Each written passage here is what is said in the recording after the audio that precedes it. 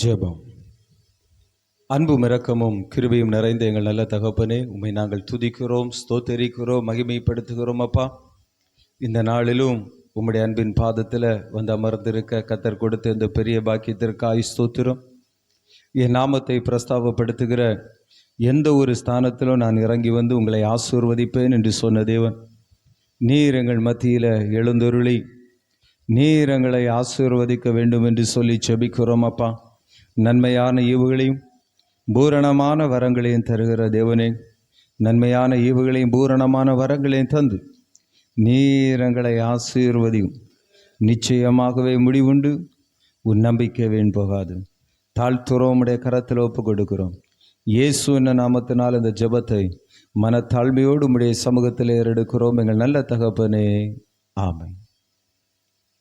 நாம் இணைந்து ஒரு பாடலை பாடி கர்த்தருடைய நாமத்தை மகிமைப்படுத்தும். நம்ம எல்லாருக்கும் தெரிந்த பாடல், தேவனுக்கே மகிமை, தெய்வத்துக்கே மகிமை, தேடி வந்து மீட்டவரே தினமுமக்கே மகிமை என்று சொல்லக்கூடிய பாடலை இணைந்து கரங்களை தட்டி பாடி அவருடைய நாமத்தை மகிமைப்படுத்துவோம்.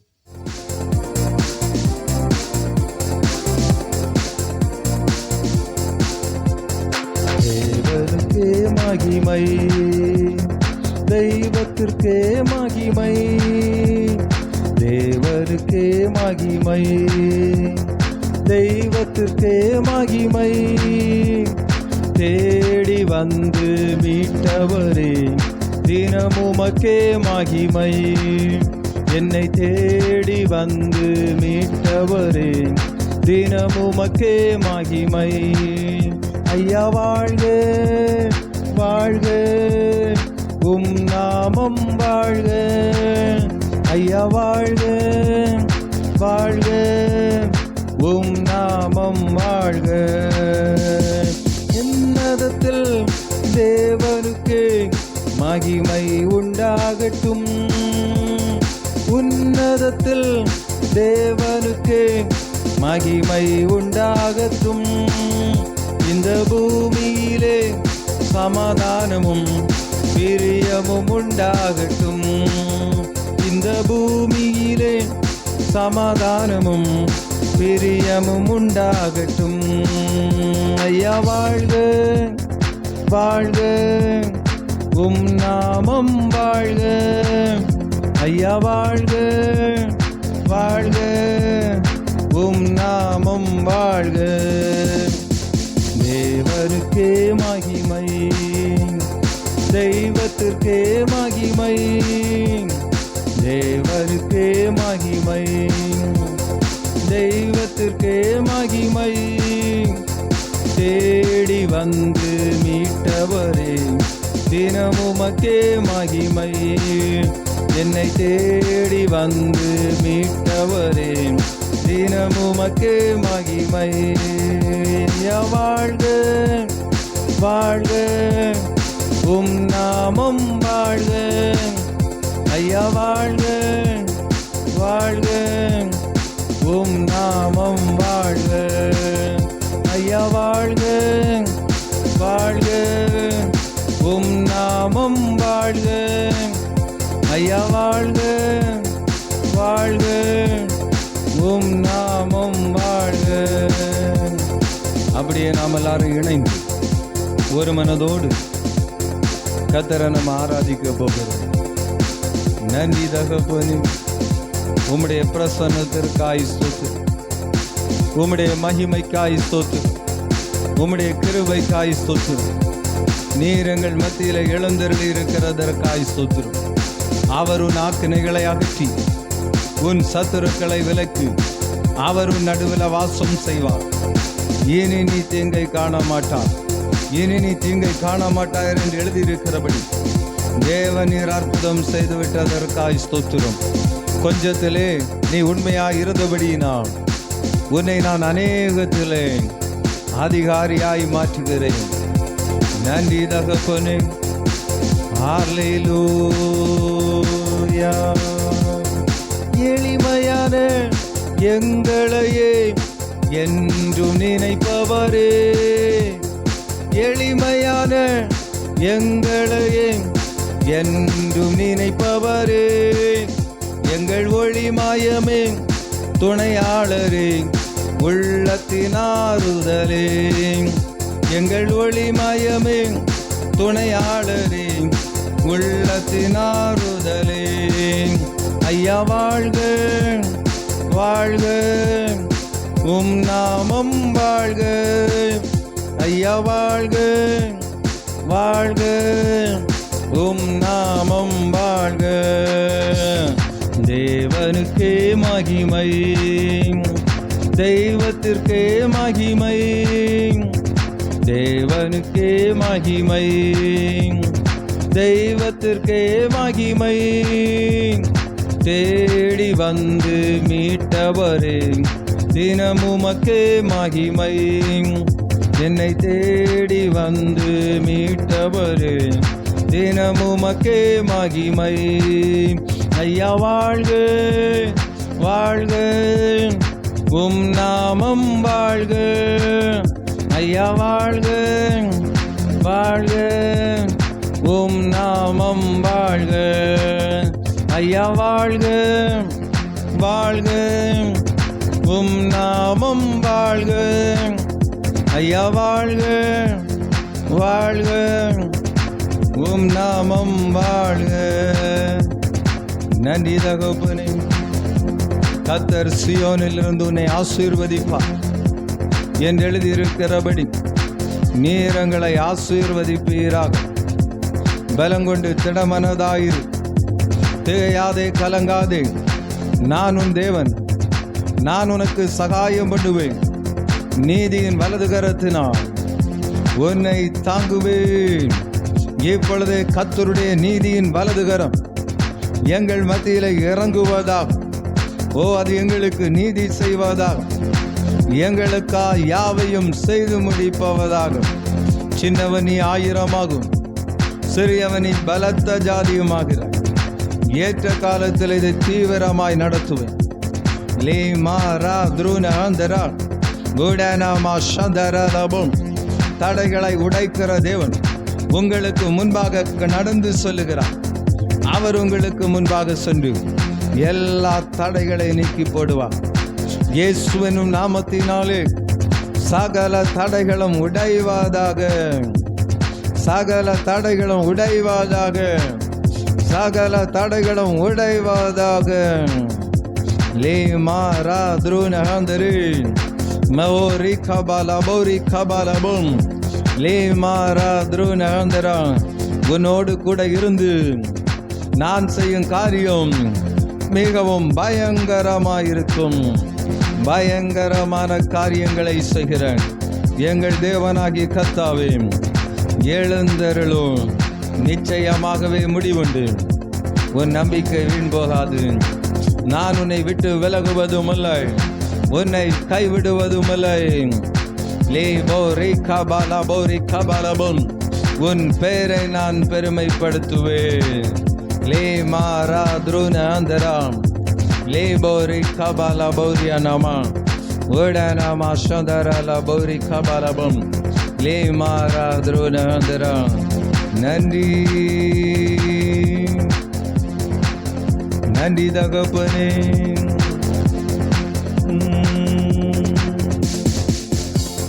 குறை நீக்கும் வல்லவரே, கோடி ஸ்தோத்திரமே. எங்கள் குறை நீக்கும் வல்லவரே, கோடி ஸ்தோத்திரமே. பாவக்கரை போக்கும் கர்த்தாவே, கல்வாரி நாயகனே. பாவக்கரை போக்கும் கர்த்தாவே, கல்வாரி நாயகனே. ஐயா வாழ்க வாழ்க, உம் நாமம் வாழ்க. ஐயா வாழ்க வாழ்க, உம் நாமம் வாழ்க. ஐயா வாழ்க வாழ்க, உம் நாமம் வாழ்க. ஐயா வாழ்க வாழ்க, உம் நாமம் வாழ்க. நன்றி தகப்பனே, உம்மை நாங்கள் உயர்த்துகிறோம். உம்முடைய நாமத்தை நாங்கள் உயர்த்துகிறோம். நீரோ எங்களை ஆசீர்வதிப்பீர். இஸ்ரவேலை ஆசீர்வதிப்பதே எனக்கு பிரியம் என்று சொன்னீர். எங்களை ஆசீர்வதிப்பது உமக்கு பிரியம். நீர் எங்களை ஆசீர்வதி, நீர் எங்களை ஆசீர்வதியும். கர்த்தர் நித்தமும் உன்னை நடத்துவார். மகா வறட்சியான காலத்திலே உன் ஆத்துமாவை திருப்தியாக்குவார். உன் எலும்புகளை நினமுள்ளதாய் மாற்றுவார்.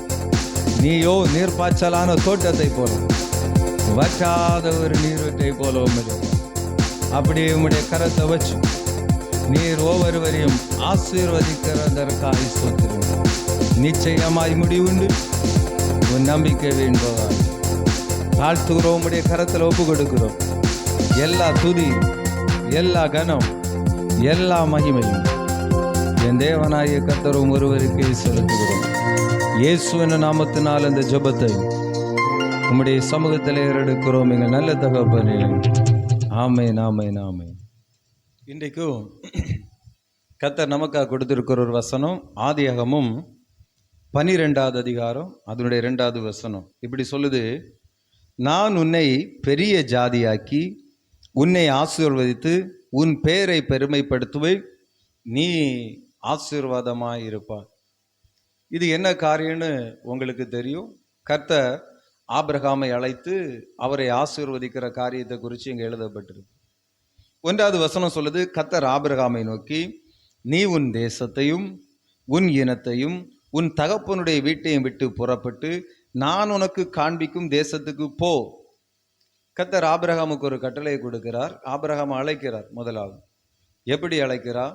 நீ உன்னையும் உனக்குண்டான எல்லாவற்றையும் விட்டு, அப்படின்னா நீ உன் தேசத்தையும் உன் இனத்தையும் உன் தகப்பனுடைய வீட்டையும் விட்டு புறப்பட்டு, அப்ப நீ நம்பி இருக்கிறவைகளை எல்லாம் விட்டு புறப்பட்டு நான் காண்பிக்கிற தேசத்துக்கு போ. எனக்கு பிரியமான தேசத்துக்கு, எனக்கு பிரியமாய் வாழுகிற வாழ்க்கைக்கு நேரா போ. நீ உனக்கு பிரியமாய் வாழுகிற வாழ்க்கைய விட்டுவிட்டு, உனக்கு பிரியமாய் வாழுகிற காரியத்தை எல்லாம் விட்டுவிட்டு எனக்கு பிரியமாய் வாழக்கூடிய ஒரு வாழ்க்கைக்குள்ளாக நீ கடந்து போ அப்படின்னு கர்த்தர் சொல்லுது. இன்னைக்கு அநேகர் அப்படிதான் இருக்கிறாங்க.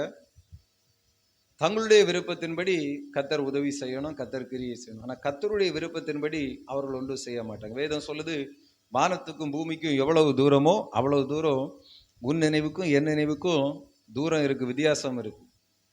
அப்போ கர்த்தருடைய சித்தப்படி கர்த்தருடைய விருப்பப்படி நம்மளை நம்ம மாற்றி அமைக்கணுமே தவிர நம்முடைய விருப்பப்படி கர்த்தரை மாற்றி அமைக்க நினைக்கக்கூடாது.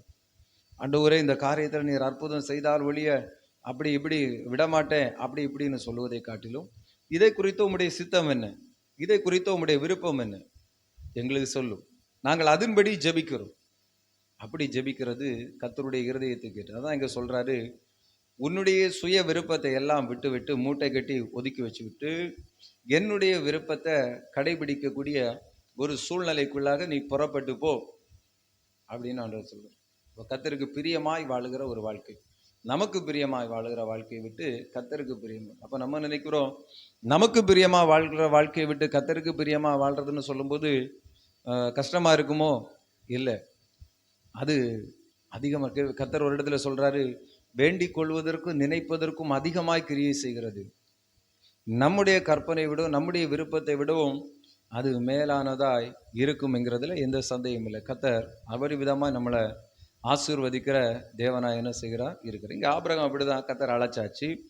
அழைச்ச உடனே இனி வர போட்டு பரிசுத்தப்படுத்தி அப்படி இப்படின்னு சொல்லாம அழைத்த உடனே கர்த்தர் ஆசீர்வதிக்கிறார். எப்படி? நான் உன்னை பெரிய ஜாதியாக்கி, நான் உன்னை என்ன செய்வேன், நீ இப்படி கீழ்ப்படிந்து நடந்தேன்னா உன்னை என்ன செய்வேன், பெரிய ஜாதியாக்குவேன், பெரிய ஜாதி, உன்னை பெருக பண்ணுவேன். அப்போ கர்த்தர் நம்மளை என்ன செய்கிறாரு, பெருக பண்ண, எல்லாவற்றிலும் ஒரு பெருக்கம் பெருக பண்ணுவேன், உன்னை ஆசீர்வதித்து, அடுத்து நான் உன்னை ஆசீர்வதிப்பேன், எல்லா விதங்களிலும் உன்னை ஆசீர்வதிப்பேன், நீ எல்லா விதங்களிலும் ஆசீர்வாதமாக இருப்பார் அப்படின்னு சொல்லிட்டு உன் பேரை பெருமைப்படுத்துவேன். உன்னுடைய பேரை நான் என்ன செய்வேன், பெருமைப்படுத்து. பேர் பெருமைப்படுத்தப்படுகிறது ஒரு முக்கியமான விஷயமா இருக்கு. உன் பேரை பெருமைப்படுத்துவேன், நீ ஆசீர்வாதமாக இருப்பாய். அங்கே சொல்றாரு உன்னை ஆசீர்வதிப்பேன், அடுத்து சொல்றாரு நீ ஆசீர்வாதமாக இருப்பாய். அப்படின்னா நீ ஆசீர்வாதமாக இருப்பாய், மற்றவர்களுக்கும் ஆசீர்வாதமாக இருப்பாய். அப்ப நீ ஆசீர்வாதமா இருப்ப அப்படின்னு சொல்லி 3வது வசனம் சொல்லுது, உன்னை ஆசீர்வதிக்கிறவர்களை நான் ஆசீர்வதிப்பேன், உன்னை சபிக்கிறவர்களை நான் சபிப்பேன், பூமியில் உள்ள வம்சங்கள் எல்லாம் உனக்குள்ளே ஆசீர்வதிக்கப்படும். அப்படின்னு அவருக்கு ஒரு பாதுகாப்பையும் கொடுக்கிறார். அப்ப கர்த்தர் அழைக்கிறார், ஆசீர்வதிக்கிறார், ஒரு பாதுகாப்பு என்ன செய்கிறார் கொடுக்கிறார். அதே போல நம்மளை அழைத்த தேவன் நம்மளை ஆசீர்வதிப்பார், நம்மளை பாதுகாப்பார். அப்ப இன்னைக்குள்ள பிரசங்கம் என்ன அப்படின்னு சொன்னா, உன் பேரை பெருமைப்படுத்துவேன். ஏன் நம்ம பேரை பெருமைப்படுத்தணும்? கர்த்தர் சொல்ற உன் பேரை நான் பெருமைப்படுத்துவேன். ஏன் பெருமைப்படுத்தணும்? ஏன்னா பிசாசு என்று ஒன்று இருக்கிறது, அது நம்முடைய பேரை சிறுமைப்படுத்தும். சிறுமைனா என்னது? பெருமைன்னு சொல்லும்போது அவமானப்படுத்தும், இழிவுபடுத்தும் நம்முடைய பேர். இஸ்ரவேல் ஜனங்களை மோசே அடிமைத்தனத்திலிருந்து விடுதலையாக்கி கொண்டு வரும்போது, மோசே ஒரு இடத்துல கர்த்தரிடத்துல ஒரு மலையில ஏறி கர்த்தரிடத்துல போய் உபவாசம் இருக்கும்போது, ஆரோன் இஸ்ரவேல் ஜனங்களை பார்த்து கொண்டு இருக்கும்போது, இங்க வேதம் சொல்லுது, ஆரோன் ஒரு கர்த்தருக்கு பிரியமில்லாத காரியத்தை செய்து அங்க ஜனங்களை அவமானப்படுத்தினான். யாத்திராகமம் 32:25 சொல்லுது, ஜனங்கள் தங்கள் பகைஞருக்குள் அவமானப்படத்தக்கதாய் ஆரோன் அவர்களை ஆரோன் அவர்களை நிர்வாணப்படுத்தினான். அப்ப இது ஆரோன் செய்த, ஆரோனுக்கு பின்னாடி இருந்து தீய ஆவிகள் செய்திருக்கலாம். அப்ப இஸ்ரவேல் ஜனங்கள் அவமானப்படத்தக்கதா, இதுவரையிலும் அவருடைய பேர் பெரும் இஸ்ரவேல் ஜனங்களா எல்லாரும் பயப்பட்டு நடுங்கினாங்க. ஆனா இங்க அவங்க பேர் அவமானப்பட்டு போகிறது. இது பிசாசு அவமானப்படுத்தி விடுகிறது. தாவீது அநேக இடத்துல சொல்லி இருக்கிறார். சங்கீதம் 4வது அதிகாரம் 2வது வசனம் சொல்லுது, மனுபுத்திரரை எதுவரைக்கும் என் மகிமையை அவமானப்படுத்தி வீணானதை விரும்பி பொய்யை நாடுவீர்கள்? எது வரைக்கும் என் மகிமையை நீங்க அவமானப்படுத்துவீங்க? அப்ப சத்துரு நம்மளை அவமானப்படுத்த பார்க்கும். ஏன்னா நம்மளை இல்லை, நம்மோடு சேர்த்து கர்த்தரை அவமானப்படுத்துவதற்கு அவமானப்படுத்த பார்க்கும். சங்கீதம் 69:19 சொல்லுது, தேவரீர் என் நிந்தையும் என் வெட்கத்தையும் என் அவமானத்தையும் அறிந்திருக்கிறீர், என் சத்துருக்கள் எல்லாரும் உமக்கு முன்பாக இருக்கிறார்கள். என் அவமானத்தை நிந்தை அறிந்திருக்கிறீர். அப்ப சத்துரு நம்மளை அவமானப்படுத்தும். இன்னொரு இடத்துல சொல்லுது, சங்கீதம் 119:22, நிந்தையும் அவமானத்தையும் என்னை விட்டு அகற்றும் கர்த்தாவே. நிந்தையும் அவமானத்தை என்னை விட்டு அகற்றும், நான் உம்முடைய சாட்சியை கைக்கொள்ளுவேன். அப்ப எப்போ பார்த்தாலும் நம்மளை அவமானப்படுத்த வேண்டும் என்று சொல்லி ஒரு வல்லமை செயல்பட்டு கொண்டே இருக்கும். நம்ம நினைப்போம், நான் கர்த்தரை தேடுகிறோம், கர்த்தருக்கு பிரியமா வாழுகிறோம், ஏன் இவ்வளவு நெருக்கம், ஏன் இவ்வளவு பாடுகள், ஏன் இவ்வளவு வேதனை? ஏன்னா நம்மளை அவமானப்படுத்தும். நம்ம சாட்சியா நிற்கக்கூடாது, நம்ம சாட்சியா கர்த்தருக்கு சாட்சியா வாழக்கூடாது. நம்ம கர்த்தருக்கு சாட்சியா வாழ்ந்தா இன்னும் அநேக ஜனங்கள் நம்மை பார்த்து கர்த்தரை என்ன செய்வாங்க? அவர் அண்டையில் திரும்புவாங்க. ஆகவே சாட்சியாய் வாழ முடியாத அளவுக்கு நம்முடைய பெயர்களை அவமானப்படுத்தி கொண்டே இருக்கும். மனிதர்களுக்குள்ளாக சத்துரு புகுந்து, பிசாசுகள் புகுந்து சில நேரங்களில் கிரியை செய்யும். இங்க ஆரோனை கொண்டு இஸ்ரவேல் ஜனங்களை அவமானப்படுத்தி போட்டது.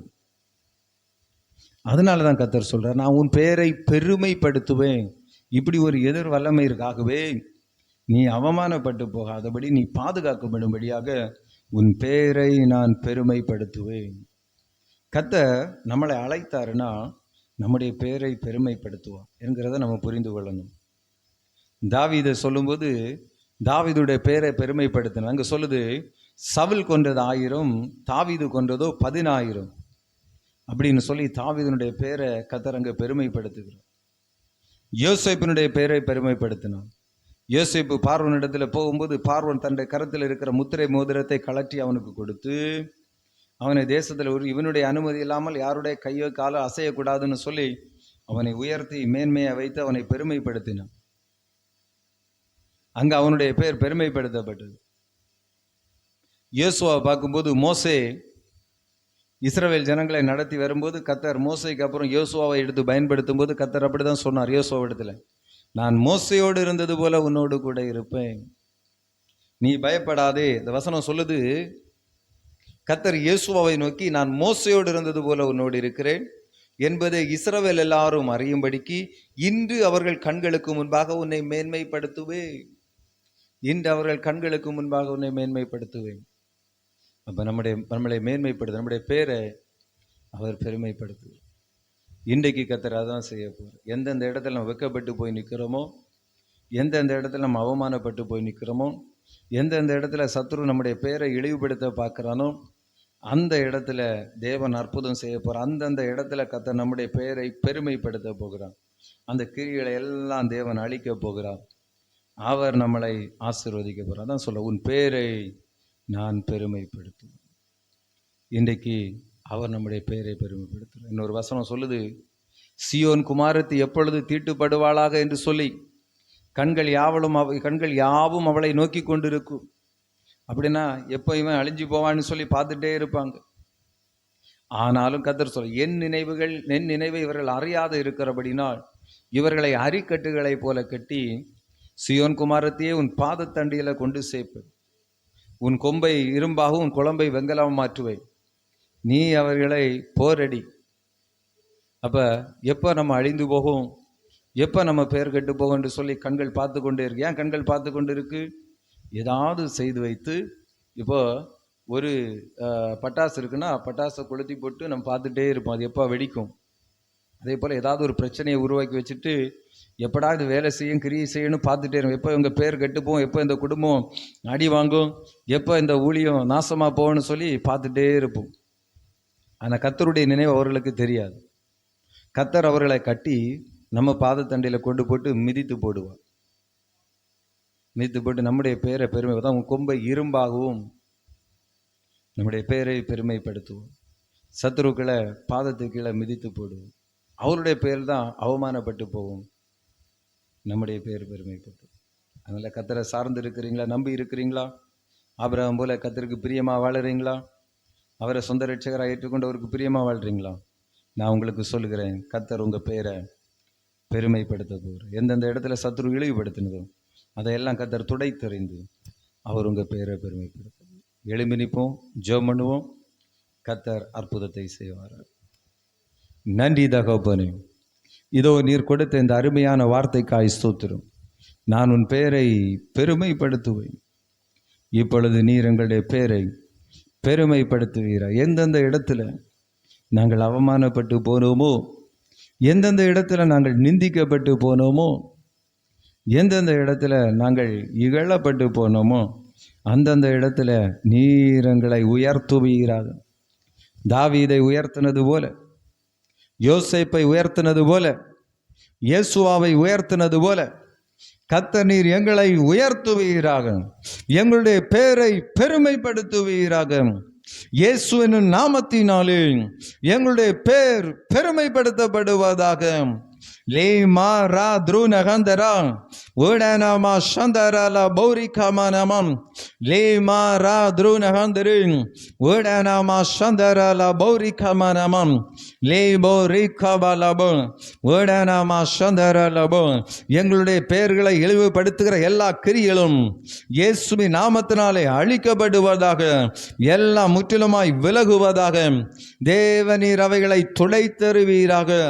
லேபோ ரேகாபலபம் லேமாரா த்ருநகந்தரு ஓடனமா சந்தரல பௌரிகமனமம். ஒரு வழியா உனக்கு விரோதமாய் புறப்படுகிறவர்கள் 7 வழியா உனக்கு முன்பாக ஓடி போவார்கள். உன்னை தொடுகிறவர்கள் கர்த்தருடைய கண்ணின் மணியை தொடுகிறார்கள்.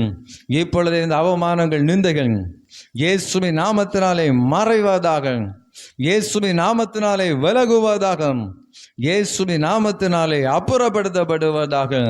லேபோ ரீகபலபம். நீரங்களை பெருமைப்படுத்தும், நீரங்களை உயர்த்தும், நீரங்களை மேன்மைப்படுத்தும். நன்றி தகப்பனே. சத்துரு தலை குனிந்தோட நித்தமோ கிரியை செய்திடும். சத்துரு தலை குனிந்தோட நித்தமோ கிரியை செய்திடும். என்னை தேற்றிடும் அடையாளம் இயேசுவே என்று காட்டிடுமே. என்னை தேற்றிடும் அடையாளம் இயேசுவே என்று காட்டிடுமே. திருப்பாதம் நம்பி வந்தேன், இயேசுவே தாமதன்பை கண்டடைந்தேன் தேவ சமூகத்திலே தாமதன்பை கண்டடைந்தேன் தேவன் சமூகத்திலே.